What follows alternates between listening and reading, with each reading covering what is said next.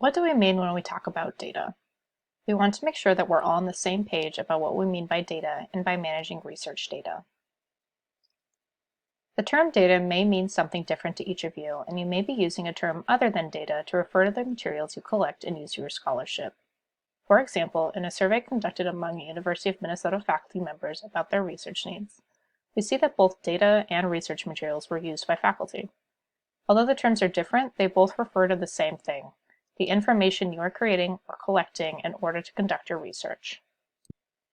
These are just some of the examples of the materials that you might be working with. They are collected or created differently, and you would process and analyze them in very different ways.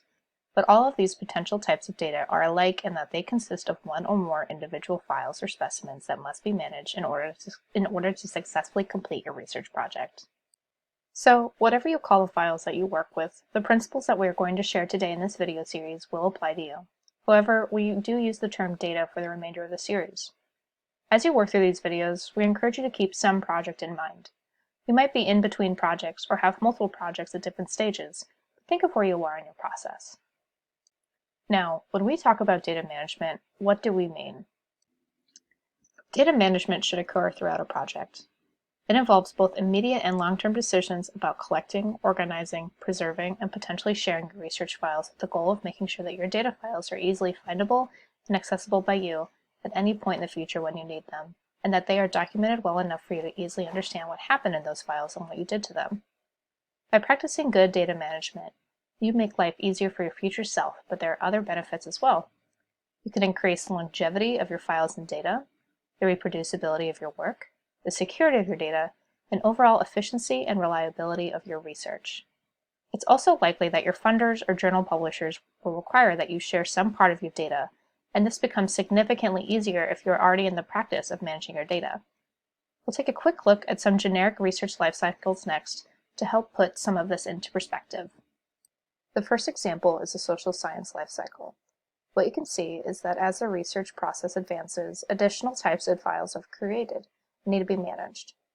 The other thing we want to note looking at this workflow is that effective data management really does start at the beginning of a research project. It's much easier to do this work along the way than to retroactively organize and document your data at the tail end of a research project, especially when you might have multiple ongoing projects and you just want to be done.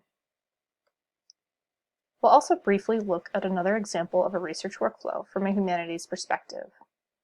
Although this process appears different and far more iterative, although both workflows will have an iterative process, the same things hold true. Each step of the process creates additional materials and files that may not be your data exactly, but are crucial to the success of the research and understanding it in the future. This example also points out the additional notes and marginalia that you might create for yourself in addition to your data, which also need to be managed as part of your documentation, which we'll speak about more later. As these two slides hopefully demonstrate, each project you work on will have different components and include different types of data. But at every point in the research life cycle for your individual projects, you create or refer back to or share more research files, and there are basic principles that will help guide you.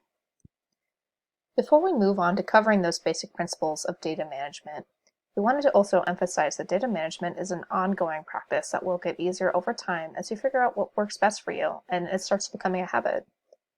Two primary principles that we want you to keep in mind. There's no one right way to do data management. Three people can have three different methods of organizing and document their data, and all three can be right if they're able to find and understand their data later. The key is consistency. Whatever you choose to do, you need to get in the practice of doing it the same way every time. We'll now move into the actions you can take to manage your data. This series will talk about file and folder organization, risk management, storage and backup, and documenting your research. You can watch the rest of the videos in this series at z.umn.edu/dmvideos.